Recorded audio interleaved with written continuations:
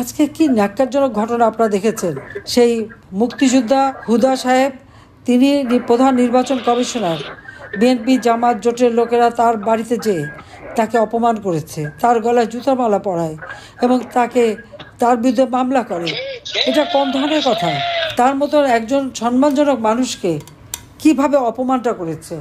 আসলে এরা সংবিধানও মানে না, আইনও মানে না, কিছুই মানে না। আইন কারো হাতে তুলে নিতে পারে না। মব জাস্টিস আবার কি? মব তারা আবার জাস্টিস করতে পারে না। এই বিএনপি এবং ইউনূসের কিছু ভাড়া করা কিশোর গ্যাং সহ এরা, আর জামাতের সন্ত্রাসী বাহিনী, জঙ্গি বাহিনী, এই জঙ্গি বাহিনী এরা মিলে প্রত্যেকটা জায়গায় মানুষকে অপমান করছে।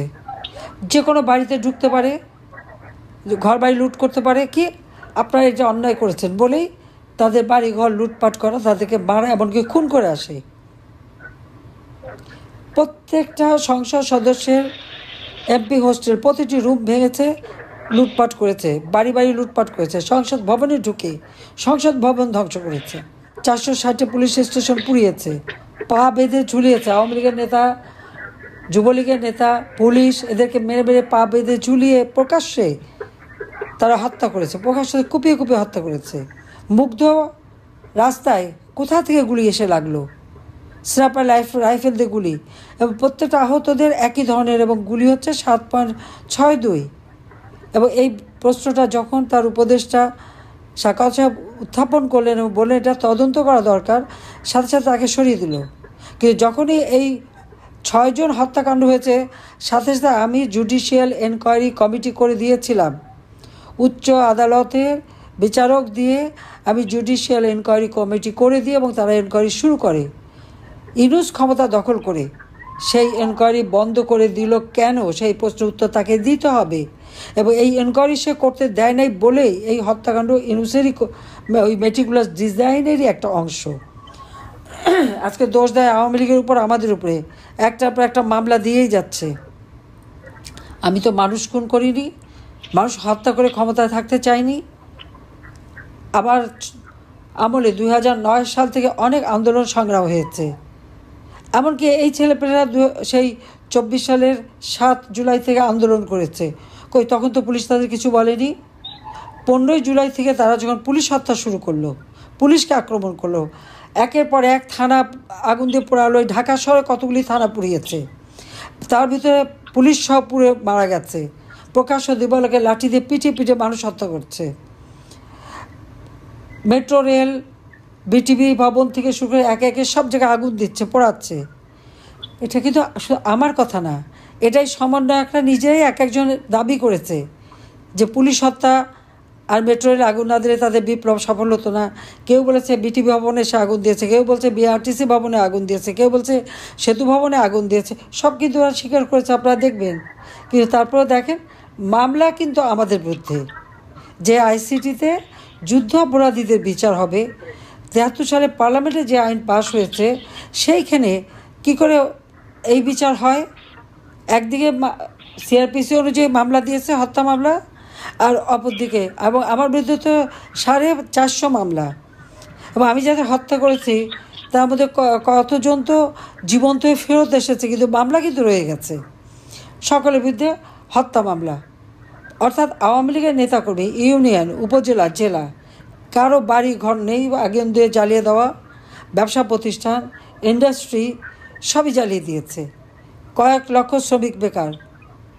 এবং এদের এই অরাজকতার কারণে আজকে আমাদের গার্মেন্টস অর্ডারগুলো অন্য দেশে চলে যাচ্ছে। আজকে শিল্পটা বন্ধ হতে বসেছে, সব শ্রমিকরা বেকার।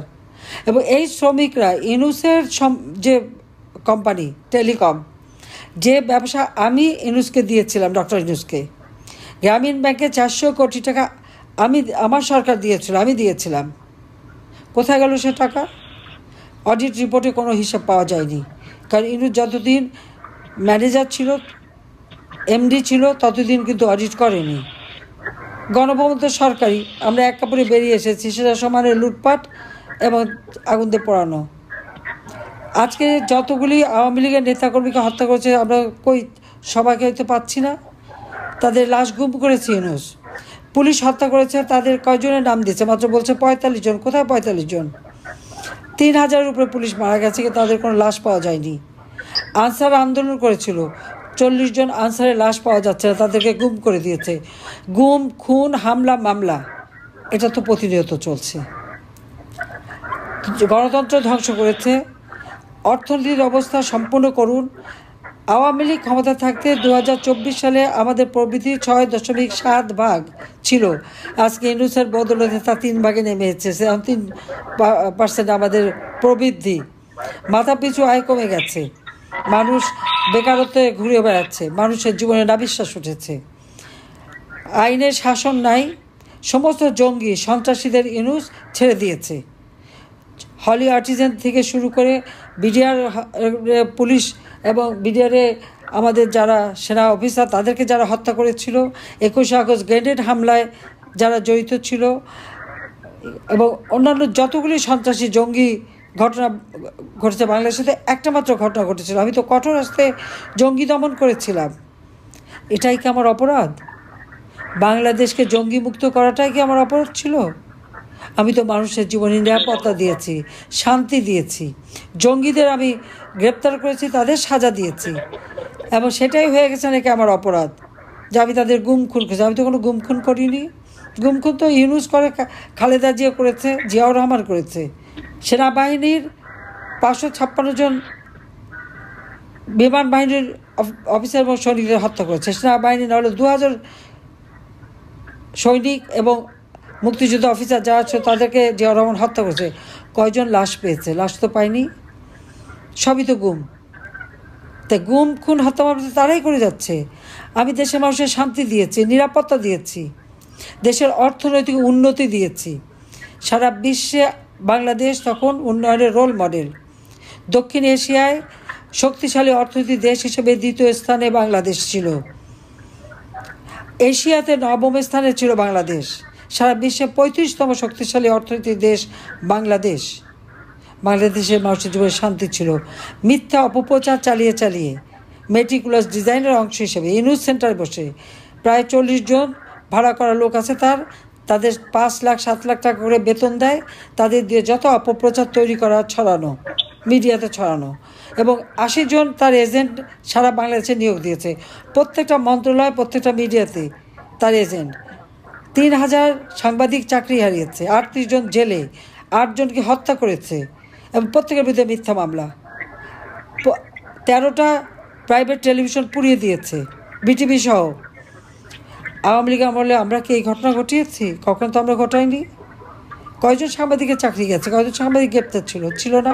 আজকে আইসিটিতে বিচার হয়, আমাদের কোনো আইনজীবী যেতে পারবে না, তাদেরকে কি মব জাস্টিসের নামে তাদের হামলা। চিফ জাস্টিসের উপর মব জাস্টিস, তাকে পদত্যাগে বাধ্য করা। আর আজকে নির্বাচন কমিশনার হুদা সাহেবের উপরে যেভাবে অপমান করলো, এবং প্রত্যেকের বিরুদ্ধে মামলা দিয়েছে বিএনপি। ভোট চোর হলো খালেদা জিয়া, জিয়াউর রহমান, আর মামলা হয় প্রধান নির্বাচন কমিশনারের বিরুদ্ধে। কেন? আমি একটা কথা বলি, এদের আমলে যারা যারা প্রধান নির্বাচন কমিশনার ছিল তাদের একটা তালিকা বের করেন। আজকে এই মানবাধিকার হরণকারী জঙ্গি, সমস্ত জঙ্গিদের ছেড়ে দিয়ে বাংলাদেশ এখন জঙ্গি রাষ্ট্র। কারো কথা বলার অধিকার নাই, শান্তিতে চলার অধিকার নাই, নারী অধিকার খর্ব করেছে। মেয়েরা এখন সন্ধ্যা পরে ঘরে বাইরে যেতে পারে না।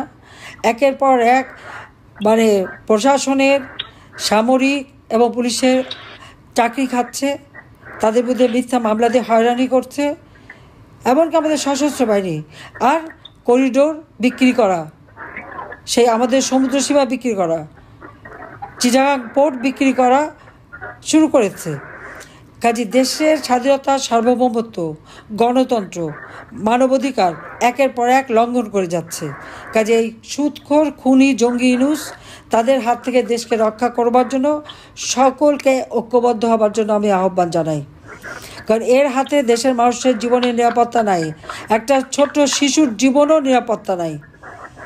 ছোট্ট শিশুদের, একটা 3 বছর শিশুকে মার সাথে গ্রেপ্তার করে নিয়ে যায়। বুকে দুধ খায় যে শিশু, সেই মাকে গ্রেপ্তার করে নিয়ে গেছে আমাদের যুবলীগের নেত্রী। আপনারা দেখছেন সেদিনও শেরপুরে একটা ছেলে মাত্র 16 বছর বয়স, তার বোনকে টিচ করেছে দেখে সে প্রতিবাদ করেছে। আর সে ছাত্রলীগের মিছিলে গেল কেন? তার পা কেটে ফেলেছে। কারো হাত কেটে ফেলেছে। এইরকম খুন খারাপি প্রকাশ্য দিবলোকে করে যাচ্ছে বিএনপি, জামাত এবং এই সমন্বয়করা। প্রকাশ্য দিবলোকে আজকে দুর্নীতি, একটা বদলির জন্য 20 কোটি টাকা ঘুষ দুর্নীতি তো এখন প্রতিনিয়ত। সেক্রেটারিয়েটে আগুন, হাইকোর্টে আগুন, সংসদ ভবনের আক্রমণ, সারা বাংলাদেশ যেন একটা জঙ্গিদের রাজত্ব। আর তার নেতা হলো ডক্টর ইউনূস, আর তার সাথে দোষর হয়েছে এখন তারেক জিয়া।